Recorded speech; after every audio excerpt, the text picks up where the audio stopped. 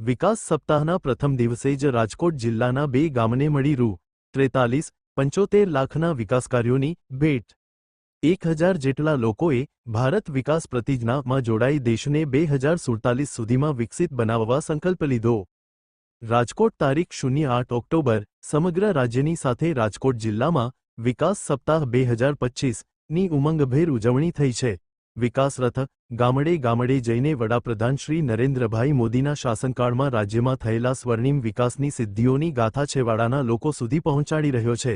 આ સાથે સેવા સેતુ કાર્યક્રમથી લાભાન્વિત નાગરિકો સરકાર ઘર આંગણે પધાર્યાનો અહેસાસ કરી રહ્યા છે।